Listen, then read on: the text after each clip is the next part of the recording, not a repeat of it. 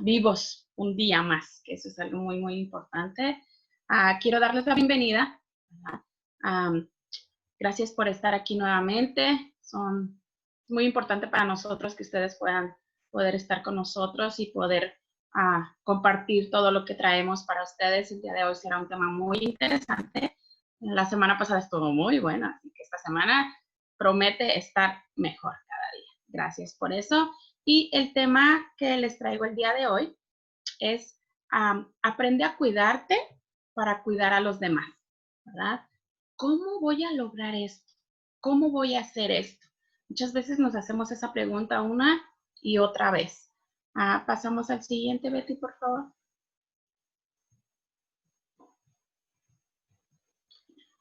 El cuidado personal, autocuidado, suele quedar abandonado al final de la lista de actividades que tenemos que hacer durante nuestro día a día. Pero cuidar de uno mismo no es un lujo, es algo esencial, tanto para nuestra salud y más en estos tiempos difíciles, ya que sabemos que estamos en medio de una pandemia. Somos la generación que en el futuro vamos a decir, sobrevivimos a una pandemia. Entonces, pero ahora, ¿cómo vamos a lograrlo? Es muy, muy importante nuestro autocuidado. En nuestra siguiente slide, por favor, Betty.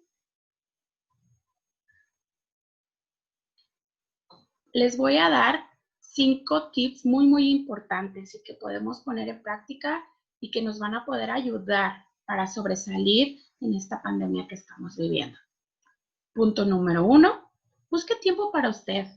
Tenemos que esforzarnos en crear un espacio para recargar energía y minimizar nuestro estrés.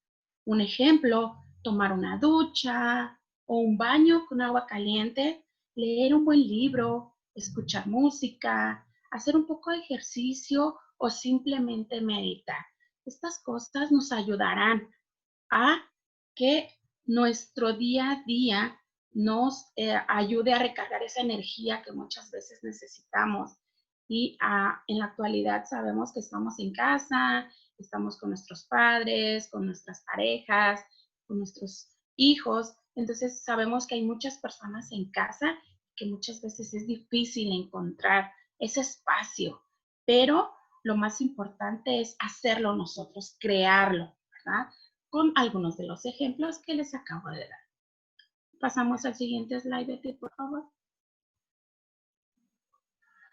Punto número 2. Priorizar opciones saludables.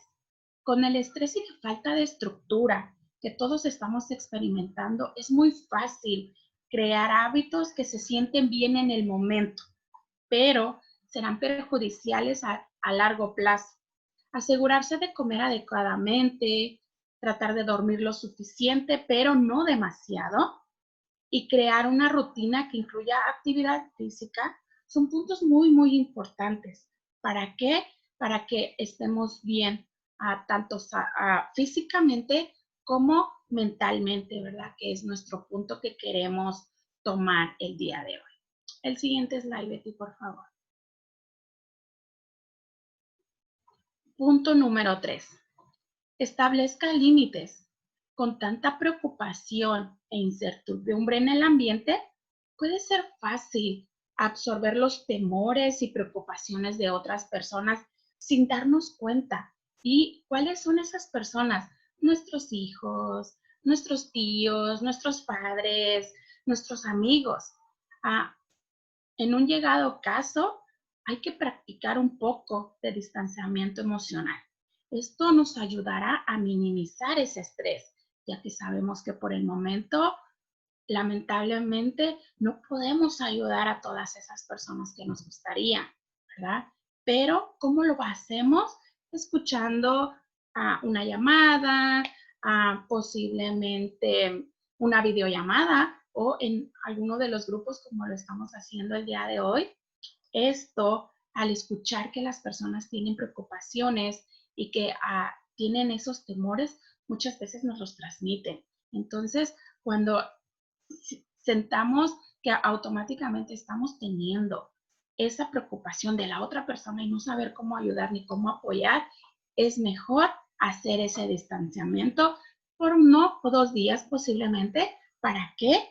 Para nosotros poder recargarnos con todas esas cosas que les mencioné al principio y así posiblemente seguir ayudando. El siguiente slide, Betty, por favor. Punto número 4. Ser realistas. El perfeccionismo y los tiempos difíciles no se mezclan. Es hora de ser extremadamente realistas, tanto en el trabajo como en la casa. Evite el agotamiento estableciendo expectativas realistas y siendo comprensivo con usted mismo. Si no puede cumplirlas, practique el perdón y la autocompasión. ¿Qué significa esto? Muchas veces somos extremadamente perfeccionistas. Estamos en la casa y decimos, es que quiero que todo esté limpio, es que quiero que todos me hagan caso en las cosas que tenemos que hacer para cuidarnos, entre otras cosas, ¿verdad? Pero recordemos que hay algunas cosas que están bajo nuestro control y hay otras que definitivamente están fuera de nuestro control. Y un ejemplo es el trabajo. En la actualidad, mucha gente estamos trabajando desde casa. Entonces, algo que yo he notado es que trabajamos mucho más que si estuviéramos en la oficina o estuviéramos en nuestro trabajo. Hay que aprender a hacer una rutina de decir, ok, mi trabajo en la oficina era de 8 de la mañana a 5 de la tarde, va a ser lo mismo en mi casa, con algunas dificultades, con algunas otras cosas, pero voy a intentarlo. ¿Por qué? Porque nosotros mismos nos saturamos de tanta información y por eso es el agotamiento. Voy a seguir al siguiente slide, por favor, Betty. Punto número 5. Conéctese con las cosas que disfruta. Anteriormente, no teníamos el tiempo para realizar ciertas actividades que nos apasionaban, pero ahora esa situación es distinta. Retomemos esas cosas que dejamos de hacer, pendientes, como tal vez queríamos aprender a tejer, a cocinar un pastel, andar en bicicleta. Retomemos eso del karaoke, de cantar, retomemos la jardinería, retomemos como el tema de hoy, ¿verdad? Que nos van a enseñar cómo cuidar de nuestras plantas, que muchas veces las tenemos y no sabemos ni qué cuidados darles, ¿verdad? Retomemos todas esas cosas que nos apasionan. Eso nos ayudará a que nuestra energía fluya, ¿verdad? Automáticamente. Y el siguiente slide, Betty, por favor. Finalmente, recuerde ser amable con usted mismo, ¿verdad? ¿Por qué? Porque muchas veces somos muy, nos exigimos mucho. No solo lo ayudará a mantener la calma durante este momento difícil, sino que también lo ayudará para cuidar bien de su familia. Cuando uno se está quedando sin fuerzas, cuidar a los demás podría reducir los recursos ya agotados hasta el punto de ruptura, pero cuando prioriza sus necesidades, está llenando el tanque, tanto emocional como físicamente. Y esto significa que está en condiciones de ofrecer comodidad y seguridad a su familia. Yo los dejo con estos 5 puntos que podemos poner en práctica. ¿Para qué? Para ayudarnos en esta pandemia y que nuestro día a día estemos más relajados y con mayor energía. Ahora, me gustaría saber si tienen alguna duda, alguna pregunta para mí.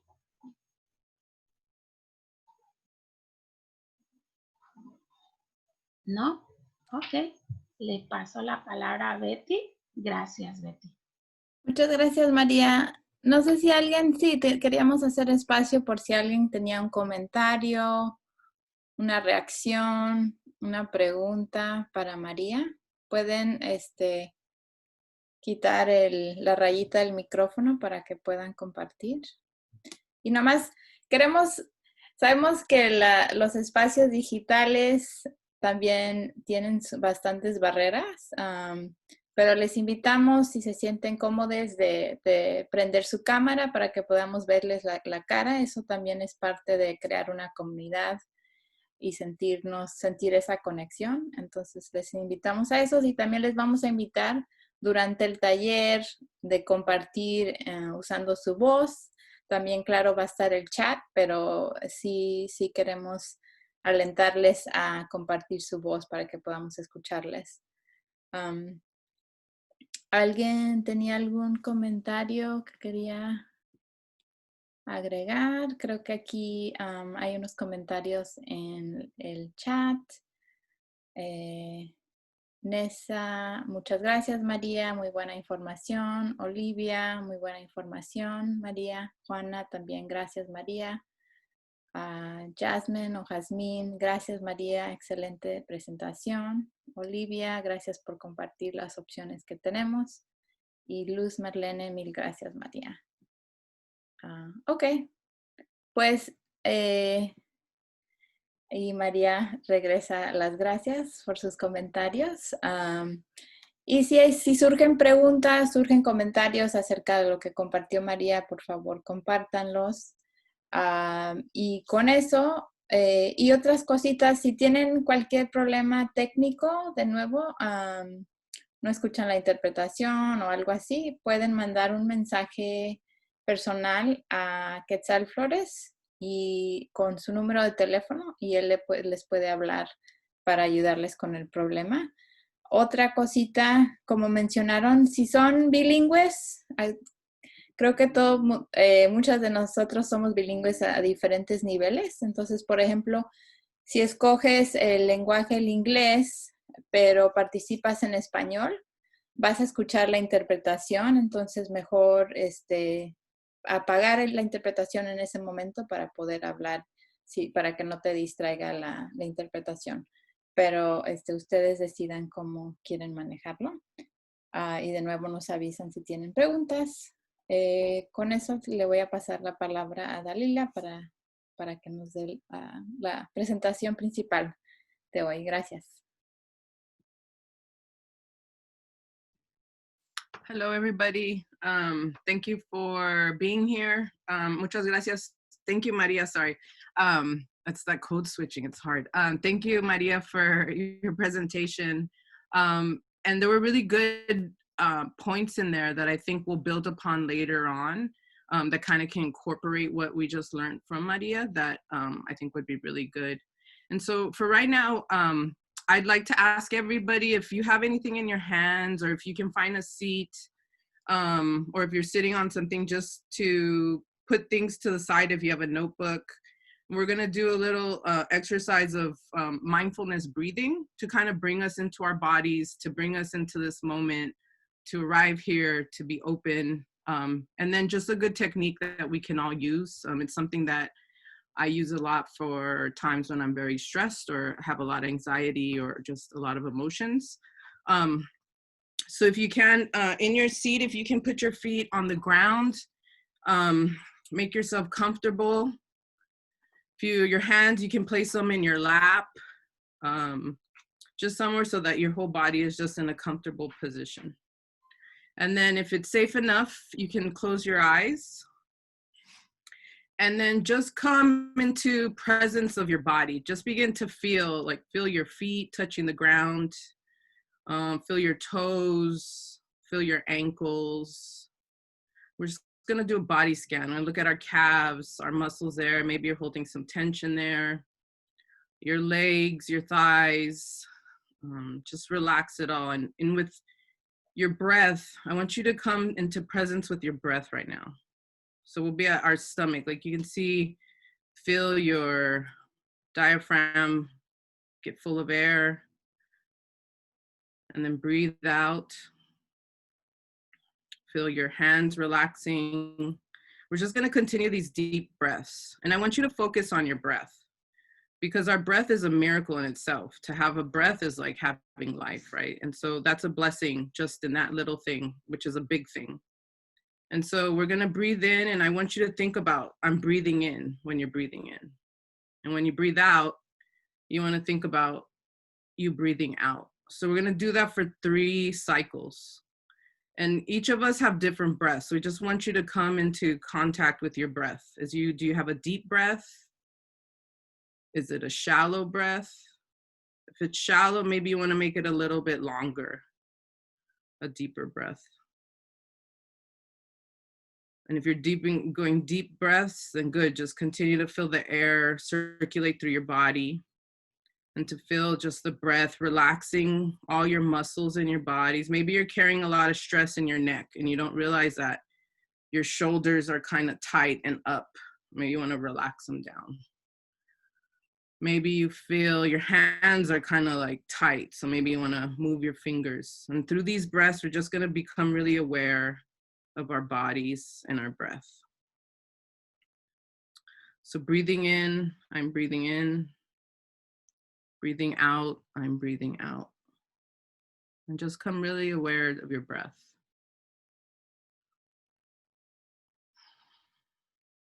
So we'll do 2 more rounds of that deep breathing. Deep breath in. Deep breath out. Another deep breath in. And a deep breath out. And you can open your eyes. And just feel how your body feels now that you've just been more aware of your breath, more aware of your body. A lot of times we don't realize how tense we are, or like how maybe we're not even breathing. Sometimes we feel like we just forget that we're breathing. But, you know, when we can pay attention to our breath, it's really helpful. If you're stressful, just sit down and take a deep breath. And that really helps a lot with stress, to relax you, to just kind of come into your body and be more grounded. So that's an exercise that is a very good one to do, different moments. Does anybody want to share like what they felt, like they noticed any tensions, or it's something you do regularly, or you can share out loud or you can put it into the chat.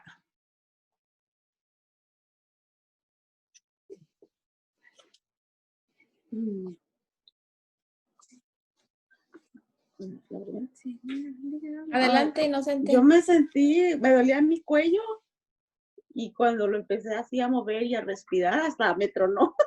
Oh. Y dije, oh, ya se me quita un poco el dolor.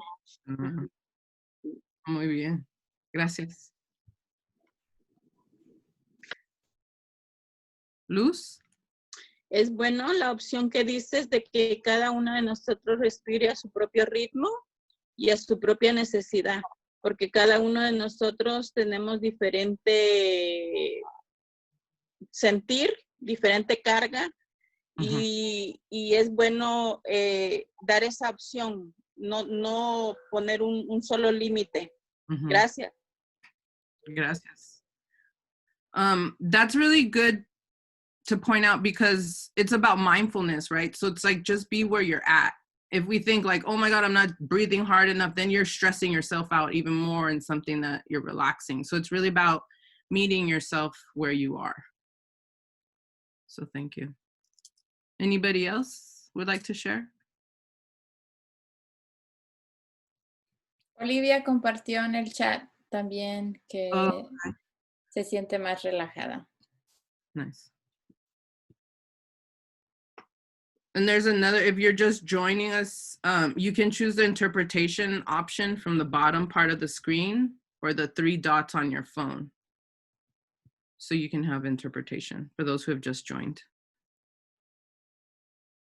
All right, so very good. So I hope you all relax, you feel good. We're gonna talk about plants today, and we're gonna talk about our connection, more than we know, our big connection to the plants, to this earth, and to the elements. And so I'd like for you all to, again, to close your eyes. And I'd like for you to think about your ancestors. And thinking about your ancestors, what are plants that you can recall from your ancestors? Maybe the plants that your ancestors used. Maybe it's plants that you've been told about that your ancestors used. And I just would like for you to think about different plants that you remember from your ancestors.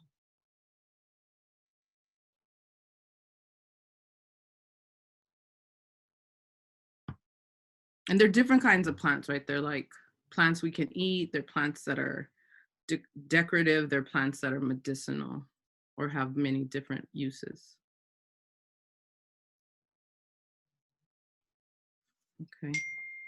Would anybody like to share some of the plants that you thought of when you think of your ancestors?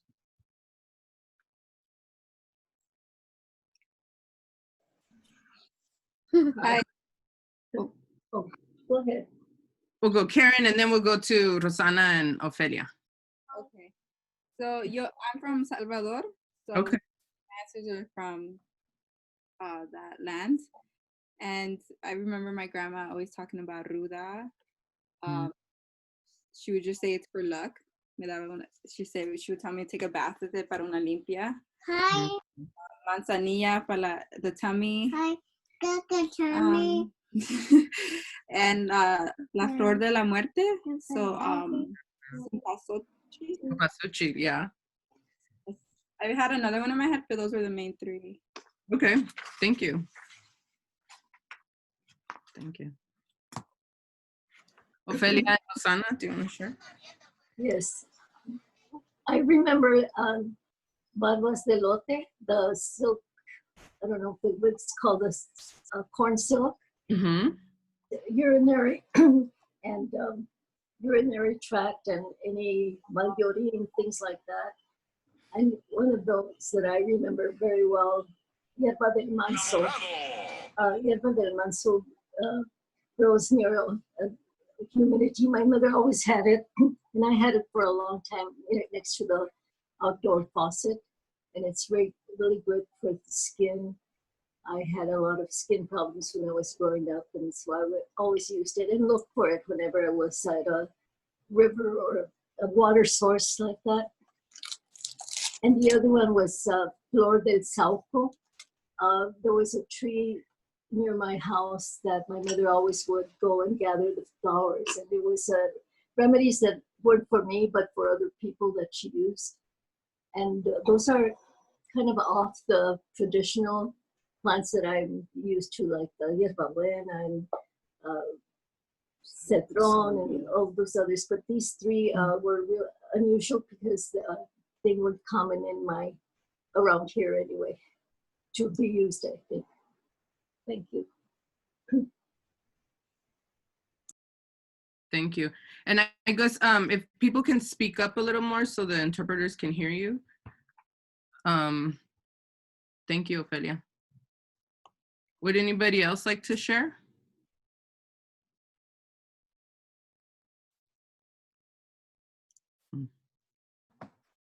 Yo recuerdo que en la casa de mis abuelitos, muy temprano en la mañana recogían azares y luego también mi abuelita no nos dejaba cortar las plantas así con la mano, eran con unas tijeras que ella tenía, era hierbabuena.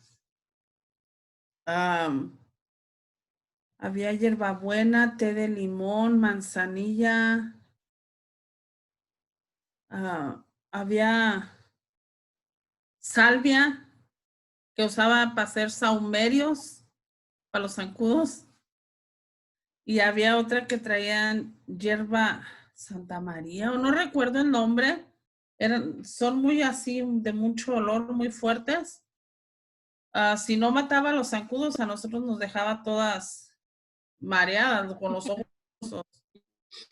porque eso se llenaba de humo horrible. Eso es lo que recuerdo y siempre en la mañana un té. Muy bien, gracias, Juana. Luz, ¿quieres? Voy a leer un poco del chat y después regresamos con Luz, ¿ok? So we have, so I guess Olivia was mentioning that she didn't know her, no, should I read it in Spanish or in English? Or do you want to read that? You can read it in the original language. Okay. Yeah. No conocía a los abuelos, así que no tengo idea si les gustaba sembrar. And then Quetzal was just making like tal vez tus papás o alguien en la comunidad que puedes pensar o tener unas otras ideas de your ancestors. Inocente dijo, las flores y las plantas que me recordaron a mis ancestros son el jazmín, flor de cempasúchil y hierba santa. And then Sandra Ibarra said, mindful equals gratitude. María Moreno, el té de cedrón me encanta. So those are some of the replies in the chat. Y Ángel también compartió cempasúchil. Oh, cempasúchil. And then there's Nadia says, el hecho me recuerda a mi abuela en Perú. Vanessa says, el té de orégano para la tos. And then Olivia said, mi mamá sembraba hierbabuena y nos daba de té todos los días. Okay, muy bien, gracias. Okay. So, sí, Luz, ¿quieres compartir? Sí, yo recuerdo a mi abuelo paterno, que él tenía su espacio donde sembraba maíz, frijoles, chiles, todo clase de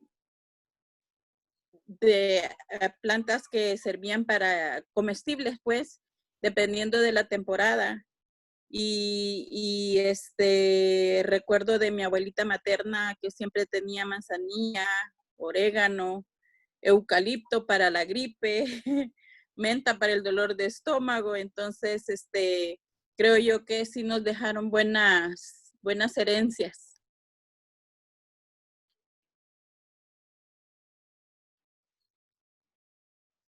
Gracias, thank you.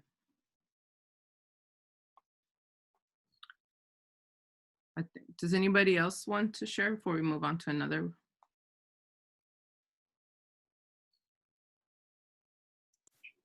Just a commentary, how it's so interesting to me over the span of all my life. I've begun to recognize how people from all parts of Latino America, all people of indigenous roots, have shared these very same plants, and no matter what part of the continent.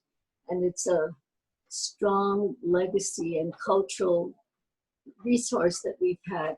It just makes me think how important that has been, even if I don't even think about it. Mm-hmm. Thank you. Okay. All right. So the next question, or the next thought I'd like for you to think about is, I'd like for you to think about your neighborhood. So what plants do you see around your neighborhood? They can be medicinal plants, they can be vegetable plants, but what is it that you see around your neighborhood? If you were to like take a walk in your neighborhood, what are some of the different plants that you see your neighbors growing?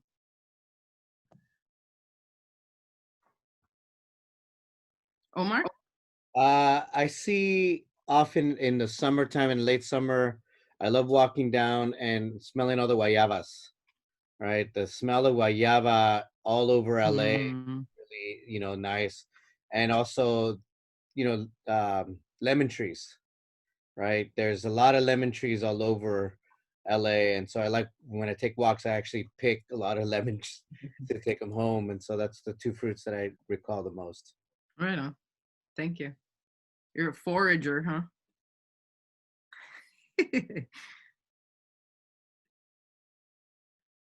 Anybody else would like to share what they see around their neighborhood? Aquí en, perdón, So aquí Rosana en la comunidad hay un jardín comunitario donde un vecino es el que se encarga de cuidarlo. Plantan, hay de todo, ¿verdad? Pero lo que sí hay son guayabas y duraznos. Y honestamente, a la pasada, la caminada por ahí, pues es una para probarla.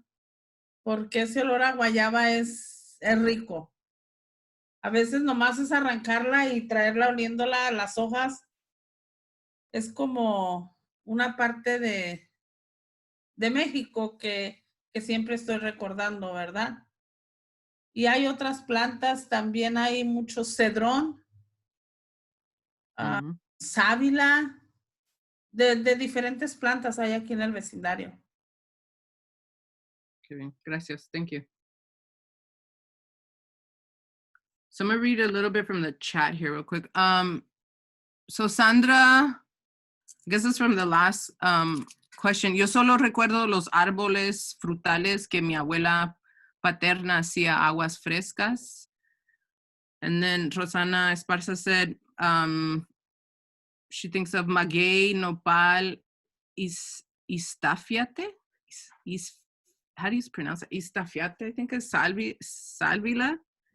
And then Betty said nopales, diferentes frutas y lavanda. Nadia says, en mi vecindario hay muchos cactus, árboles de naranja y limón. Sandra Ibarra says, I have a Mexican lemon tree. We make delicious limonada. My neighbor has guayabas y aguacates. And then Vanessa says, aquí mis vecinos de Siria tienen sus pequeños jardincitos de menta y de cebolla. Oh, very nice. So muchas diferentes, a lot of different similar plants and then very different ones as well. Does anybody else want to share? Good. Okay. Yo quiero compartir. Okay. Aquí donde yo vivo tengo un árbol de limones, está aquí en el parking, y por la escuela hay unas rosas blancas y rosadas. También hay, ¿cómo se llama? Hay guayaba que está creciendo allá, está muy bonita, sinceramente. Y pues hay otros lugares también que alrededor se encuentran a veces frutas o cualquier tipo de hoja, como en la parada hay sábila de aquí del VAS y pues se ve muy bien. O sea. Thank you. Muchas gracias. Sí, hay mucho. I mean, I think that's the beauty. I think that's the beauty of our ancestors bring plants or grow plants. And then if we migrate, plants come with us a lot, most of the time. My grandma brought plants with her when she migrated from El Salvador. And she would always bring plants back from her country. She would stuff them in a bra or she would put them somewhere so she could bring plants back. And I think the beauty of this area of Los Angeles, the temperature really allows for so many different tropical and different plants from all over the world to grow here. And so we're very, very fortunate, for the land and for the indigenous people who planted also, they're the wild natives, and then there's stuff that we take care of. And those are all really, and that's the beauty, I think, of our neighborhoods, that each neighborhood has so many different biodiversity that we don't really take the time to notice, but it is really amazing to have that all around us as a community. And so plants like us, they need the elements, right? They need the water, they need land, they need air, and they need sun, just like we do. And I think our ancestors are also plants. I feel like we have very similar, sorry, my dog is in here. We have very similar ways and components of plants that we have and that we need. And so plants are really a medicine, whether we're eating them, whether we're using them as topical, like on top of our skins, or if we're just using them as decoration or around, the city or different places around our house and in our neighbors' yards. And so today I really wanted to I guess, emphasize the importance when we're talking about our own stress and anxiety. There's a really important connection that we have to plants and the land that I think as urban folks, it's helpful to reconnect. And sometimes we may not have access to land, but we can grow things in pots. And so in our workshop today, I'm going to show you different ways that we can grow things in pots. You can grow things from cutting stuff so that you can just walk around your neighborhoods and pick plants, and then you can grow them at your house as well. And that I think is really important, because the plants breathe the same air we do, they drink the same water we do, and it helps us and gives us a lot of the medicine that we need. I'm going to read some of the comments here real quick. So Olivia says, oh, Karen, I didn't read this one. Different tipos de cactus, sage, árboles de eucalipto. And then Olivia Macías says, creo que deberíamos tener más respeto por las plantas, pedir permiso para cortarlas y agradecer por lo que hacen por nosotros. Tal vez estoy mal, pero yo en lo personal sí lo hago. And then Juana said, muy de acuerdo. So yes, that's very important. So I think, so in Maria's talk, she was talking about like self-care, right? And then giving time for yourself. And I think it's the same with our plants. They're alive, they're living beings, and they need also the respect from us, so that when we do cut them or we interact, it's good to ask for their, kind of like their permission. You're telling them that you're gonna cut them and thank them for what you're getting. And we can talk about that later. Yeah, Rosana, did you wanna say something? Well, my mom. Well, related to that is also, I think we have, as a community, we have to be advocates for plants, especially trees. In this society, trees are not given that that respect or that knowledge that they, and so they're just cut down for development or for whatever reason. And I feel that very strongly right now. I live across the street from the middle school, and they cut 5 eucalyptus trees that had been there all in one day. It was traumatic. It was just something devastating to me, because they're in the footprint of this new redevelopment of the school. And so Rosana and I did ceremony, because it was such an emotional thing to see them come down that I had grown up with all my teenage years to now. And I think the other important thing is to, at least put a voice out there when you know that trees are being cut down by the government or developers, at least that they are aware that they mean something to the community. And I think that's something very important to get our community involved in. Can I add to something that, for me as well, I think that even in my own family, I grew up with the zapote tree. My dad planted it probably before I was even born, because that thing was huge.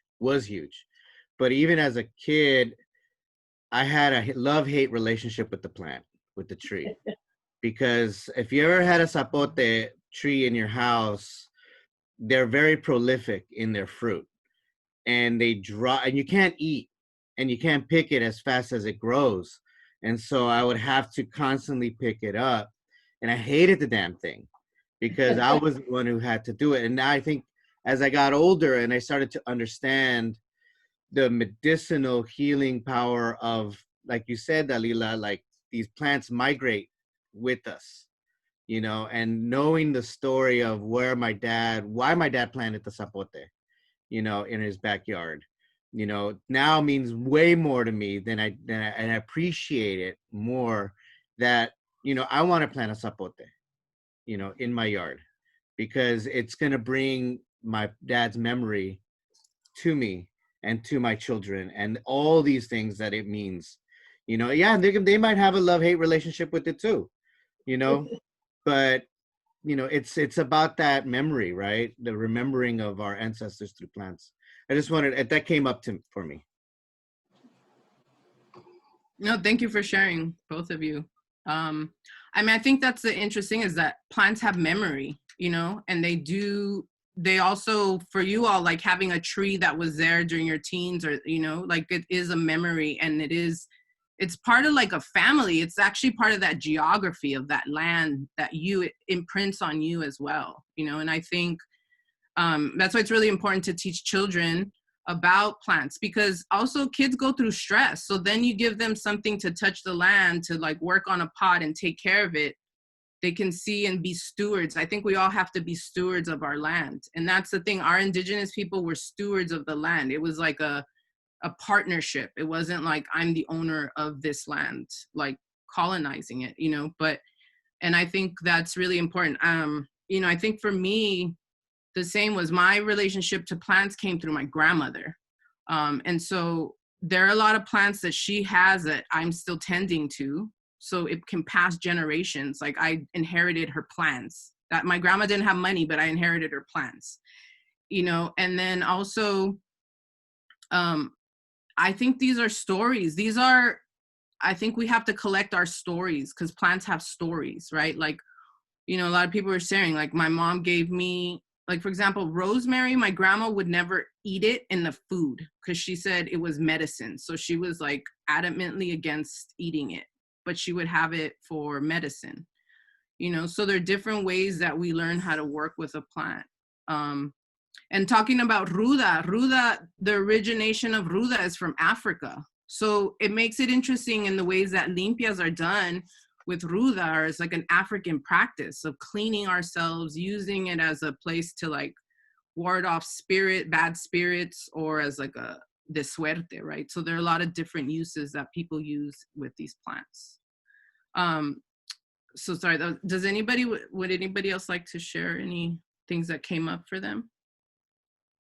I'll just move up. I have a question. Sure. I don't know. Oh, Karen. Okay. Yeah. Sorry. So my toddler likes to walk around the neighborhood and pick flowers. Mm-hmm. So I usually like try to pray or teach her, or even like leave a piece of hair. Mm-hmm.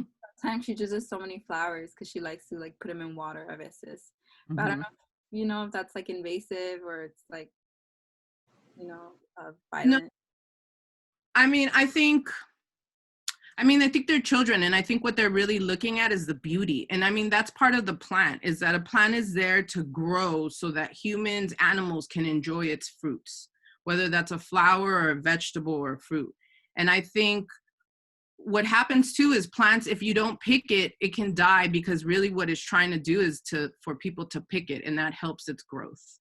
So I think, you know, in ways that some of my teachers from Guatemala talk about planting 3 plants. So you plant one for you, one for the community, and one for the insects, so that way you can share with others, as opposed to being like, oh, this insect just decimated my plant. It's a way that you can share, and you share with your community, the plant, the insects. So I think with flowers, you know, that's a stress reliever too. It's like, it's pretty, let me put it into my house and make my place look pretty.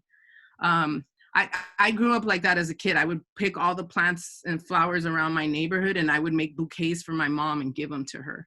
So I think, you know, it's kind of like what Omar was talking about too. Like at one point you have a relationship, but then you learn other ways of doing that. And I think for kids, it's okay. But I think that's a beautiful practice to share with your children. Like we ask and we give it thanks for its beauty and what it's done, as a way to work with, have a better relationship with the plants. Okay, thank you. I have a recollection of when I was a little girl. My grandmother used to live like around the corner down the hill from where we are now, and she had a huge garden.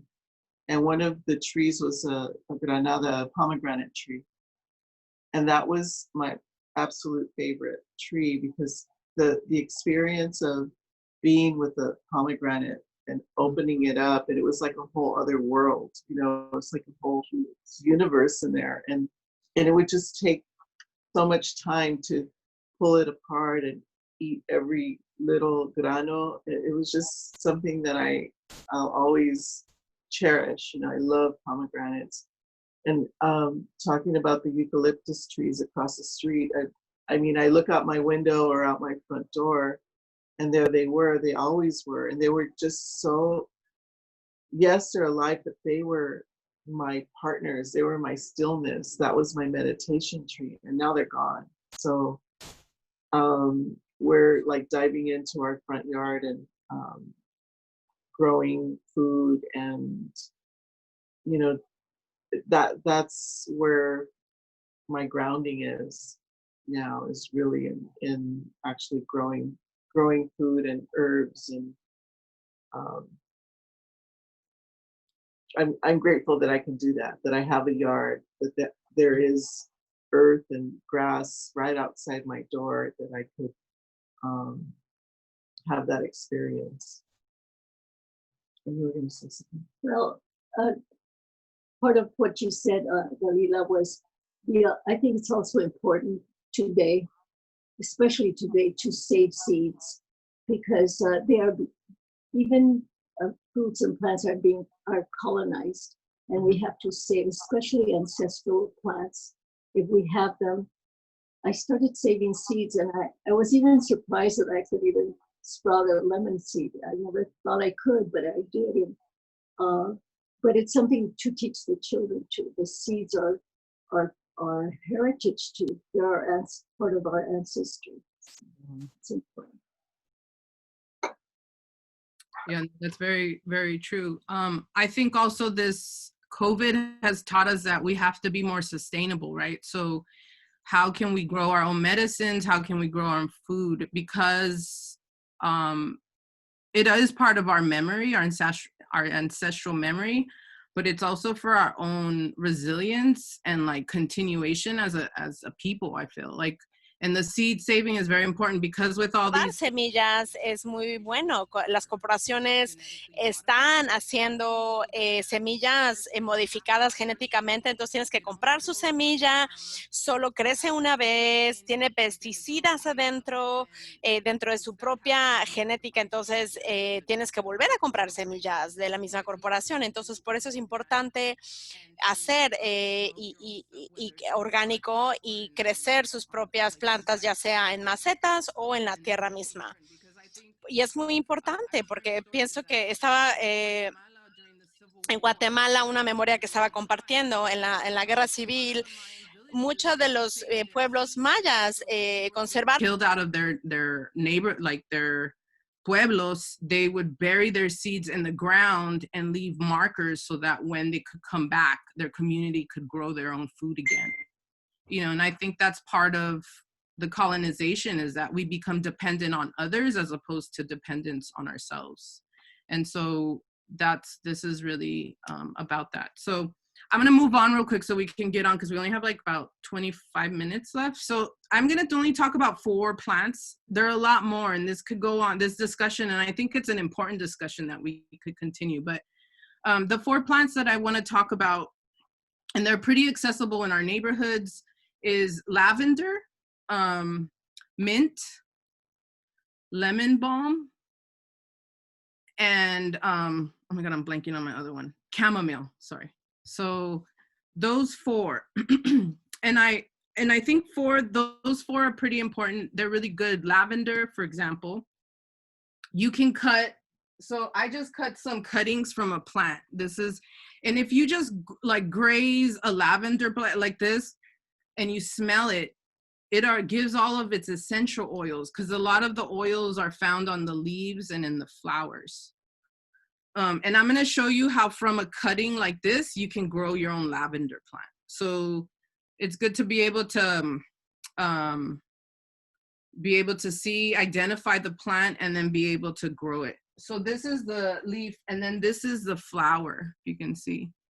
So this one's dried. I like do a bundle and then I hang it upside down, and then I let my lavender flowers dry. And then these I can use as like, I can make sew a little pouch and put the flowers in, and then use it to just smell. And that's good to relax you. Lavender is really good for headaches. So if you have headaches, it's a good one to smell, rub on your hands. You can kind of, if you have essential oils of lavender, that works really well. You can use these flowers and infuse them into oil, and you can make your own lavender oil. You can use it in tea, so it's also good that way.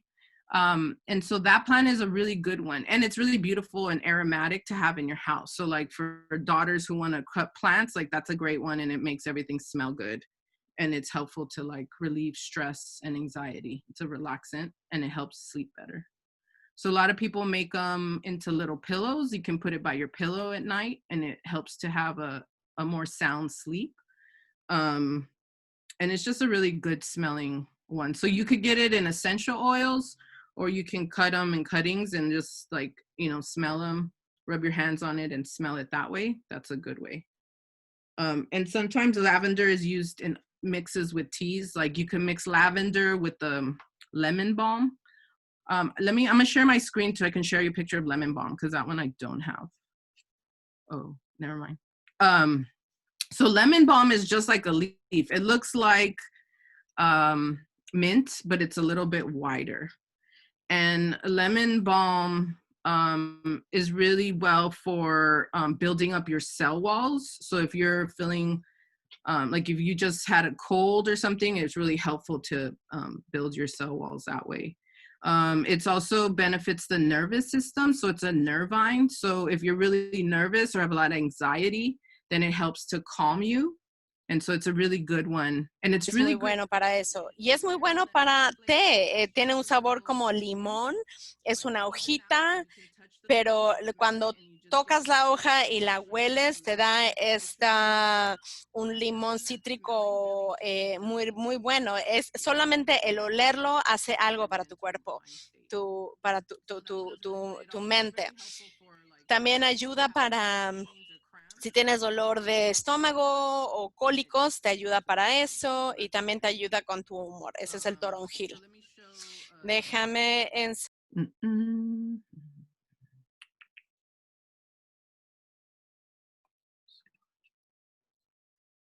I see what's happening. Sorry, one moment.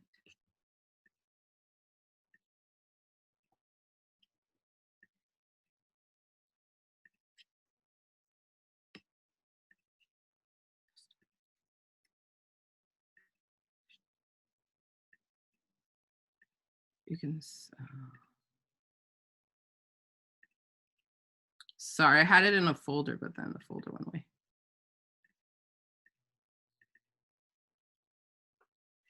So this one's lemon balm. You can see it's kind of similar to mint, but it's a little wider. It has a different shape of the leaf. And I think as you get to know plants, I think it's good to connect with them, just to talk to them. Some people say that you can talk to a plant and it can tell you what you should do with it. So it's like a really going a deeper, that's a whole nother level of like plant dialogue, but it's something that it's a living being. And I really believe that, you know, they can feel your energy, they can help you, and they're our allies. They're also our ancestors. They've been here longer than we have. Los llevan aquí mucho más tiempo que nosotros. Esto es toronjil. Estas son las propiedades. Es muy bueno, puedes los venden en lugares donde venden plantas, los puedes hacer también donde lo veas en las casas de la gente, puedes también hacer recortes. Esta es la lavanda, esta es más bonita, más vibrante, una lavanda más vibrante. Y el siguiente es menta. Bueno, muchas personas hablaron sobre esta, la manta. Lo pongo aquí porque es muy, te levanta. Si estamos en un estado de sentirnos muy tristes, tenemos mucha ansiedad, estrés, si hueles la menta, te va a deep effect on you and help to uplift you in that moment. And it's a very good plant medicinally. Kids like it, you know, so it's a one that you can use intergenerationally. And then it helps also with your stomach, it's anti-inflammatory. So it helps to bring down inflammation. And it helps to boost your immune system. So it's something really good for you to have pretty much like on a daily basis. And you could do a mixture of lemon balm with mint, and that's a really nice one. And then you put lavender with that, and that's really helpful for headaches. So it's a nice combination. And that's why I chose these, because they combine well with each other as well. And then the last one, which we all have a lot of experience with potentially, I think most of us, is the chamomile. And chamomile, manzanilla, is very good for a good night's sleep. It's very good for relieving stress. It's very good for insomnia. And most of the time you just use the flower. That's all the part you're gonna use. And it's really good. And this one grows really well in a pot.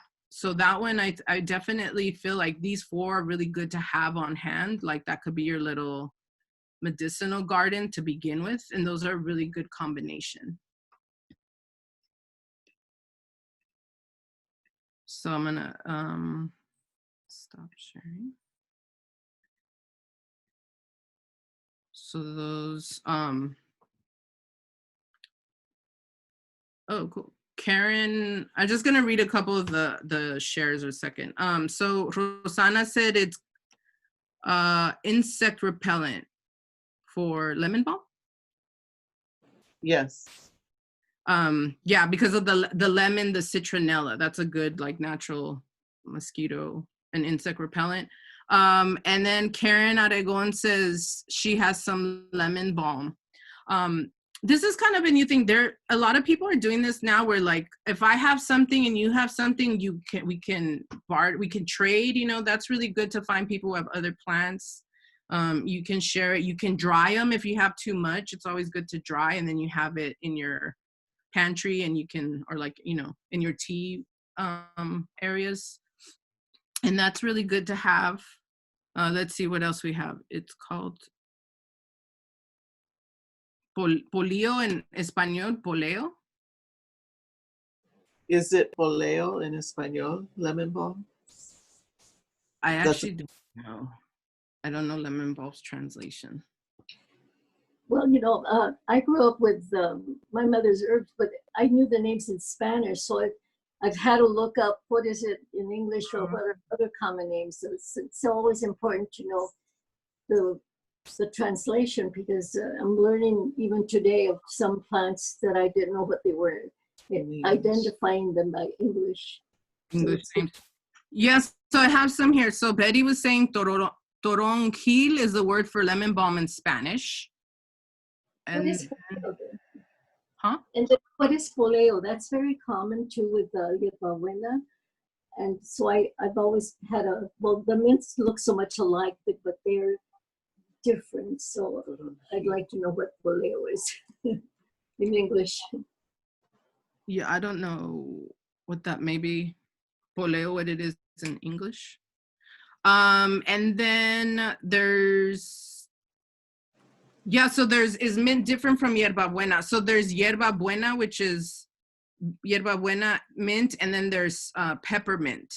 And hierba buena is spearmint, right? Is that the correct translation? And then Omar has a question of what nursery can I go to get non-GMO seeds or plants? So there are a couple local nurseries. There's some like, just depends. We can talk about it, but there's some like Sunset Nursery, but that's more in Silver Lake. Home Depot, that's easier. They do have organic seeds there. From Burpee has a whole organic seed line that Home Depot does sell. Renee's Garden also has that seed brand, is like a good organic one. But usually at most nurseries, they will have select organic seedlings that you need if you'd like to buy. I like to go to smaller nurseries. I know there's a nursery in East LA called Mimosa Nursery, but they sell bigger plants. And I know Omar, your brother, goes there a lot. And then there's other places, but we can, if anybody needs recommendations or would like some seeds, I actually have some. So you could put your information and I'd be more than willing to share my supply of seeds with you all. And I'm gonna read these real quick and then we'll move to the planting real quick. So for teas, is it best to dry the plants? You can do both. So if you're gonna use fresh herbs, you need to use more than when you would use dry herbs. So for example, chamomile, if we use chamomile fresh flowers, we would use 2 teaspoons of fresh chamomile flowers. If it was dry, we'd only use 1 teaspoon of chamomile flowers. So that's kind of how it works. It's more when it's fresh. Let's see, toronjil, se dice toronjil, mi nana me acaba de decir. Okay, so her grandma said, so that's probably what it is. Polio is a type of mint. That's what Betty's saying. That polio is a type of mint. So there are different varieties. So there's like chocolate mint, there's like pineapple, there's all these different kinds of mints that are being created. And they have different flavorings. So it's also good to try it out, you know, just taste them and see which one you like. Some are stronger and some are much lighter in flavor. To grow manzanilla in a pot, would I just grab a flower and leave it with some sun? No, I'll share with you in a second how to do that. And then pennyroyal is a name for polio, I think. Polio. Pennyroyal. Polio? Uh-huh. Yeah, polio, sorry. Pennyroyal is a name for polio too.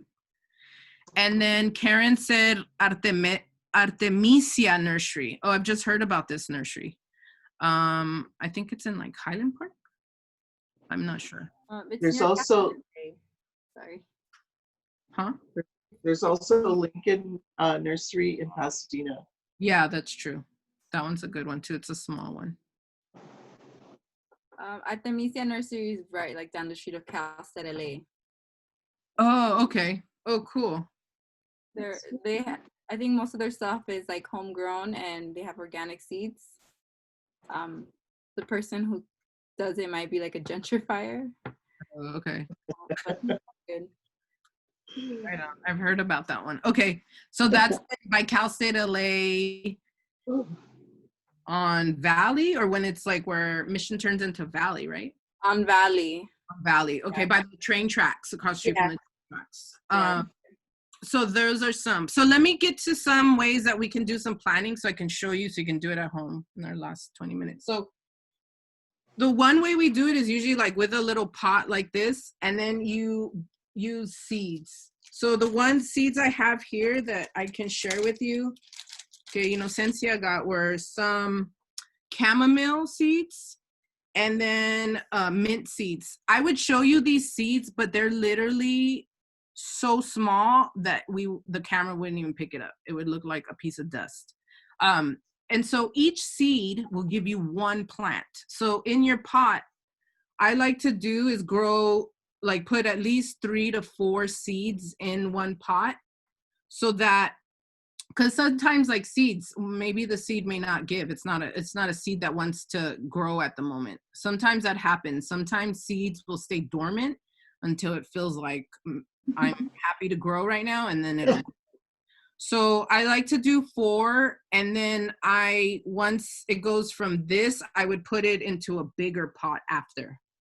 And so basically you just put little holes with your finger, because that's all you really need. And you would just make the 4 little indentations into the soil. This is I need a up top camera. And then in each little hole is where you would put a seed. And I wouldn't grab it. So if like, you would just put it here and then cover the hole, cover your holes, and then water it.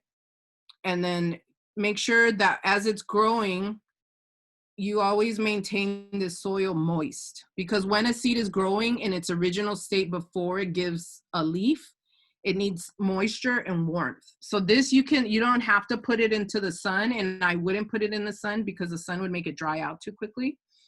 You can just keep this inside. You can put it on top of your refrigerator because it's kind of warm by your refrigerator, and that really helps the seed to grow and to begin to give its first baby leaves.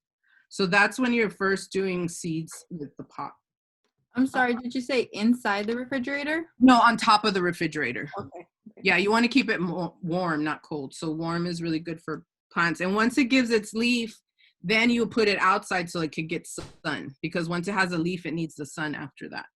So that's the first way. So, and then make sure these dry out really easily. So you could put a plate underneath it so it collects all the water, because in the bottom, there are all these little holes.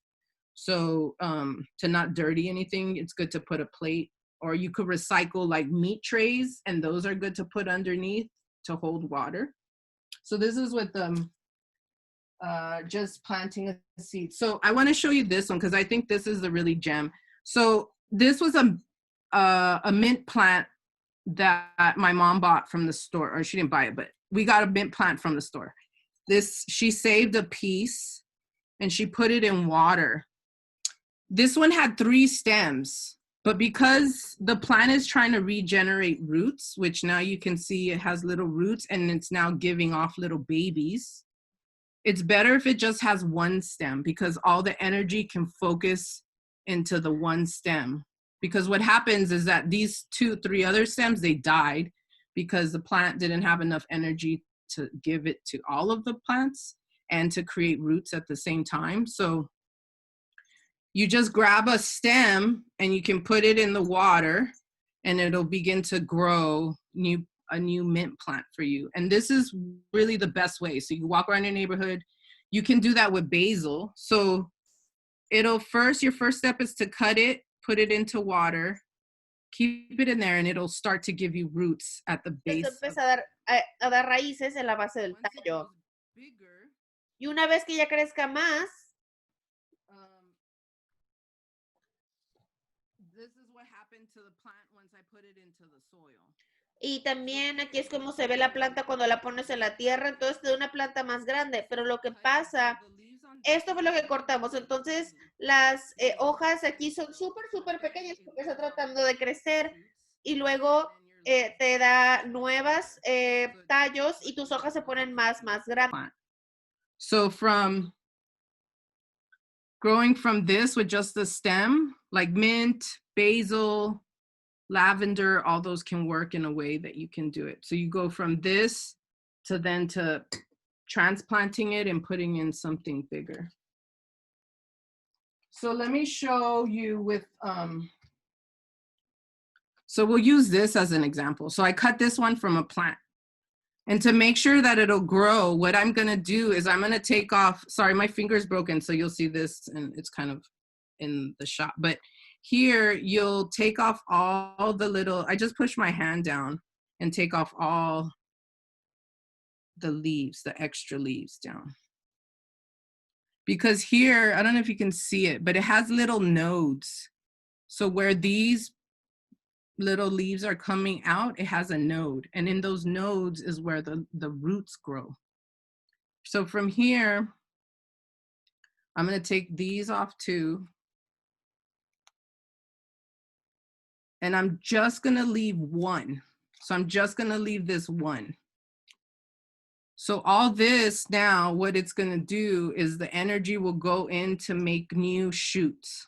So this, I can put in the water now and let it, the bottom of the stem will then grow roots from here. And that's the safest way. Sometimes I do it where I can take this plant and I can put it into the soil, making sure to bury like 1, 2, probably 3 or 4 of these nodes in the soil. So it would be like that. And then you can water this and you'll get a new lavender plant to grow from here. But the safer way sometimes, because sometimes it's hard, sometimes you get really busy. And I think, you know, that's also important, like what works for your schedule, that you may forget to water it and then it dies. And so easier is to just put it in water to begin and to get the root system to give for you. And then once you get the root system, then to plant it in the soil so that it ensures it'll live.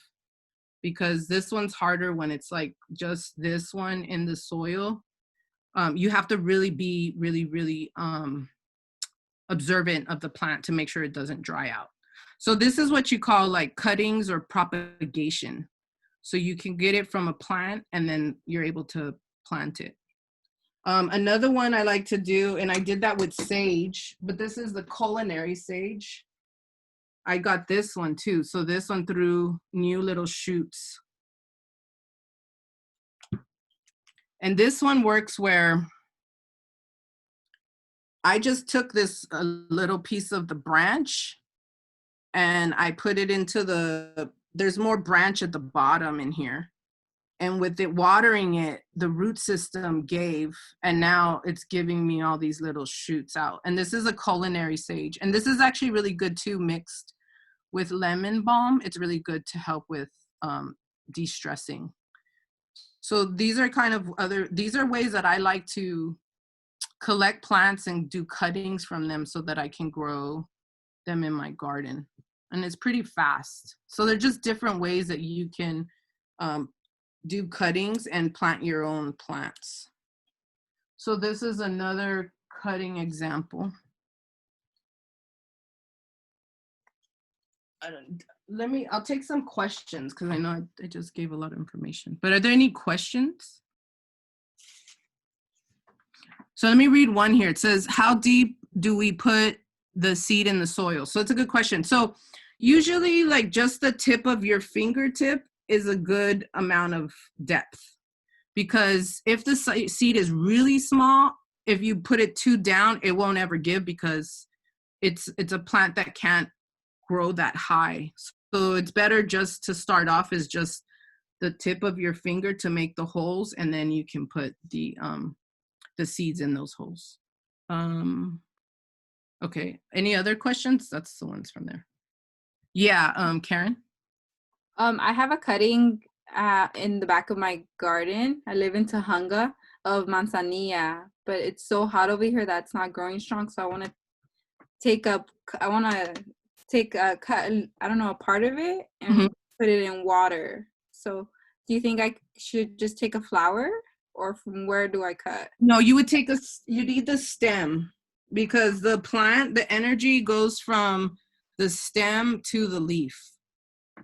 So you would cut and you want to cut, and that's another good question. You want to cut stems that are hardier. So it means they're harder, not like a baby stem, because that it's still trying to develop. It would have a hard time trying to regrow.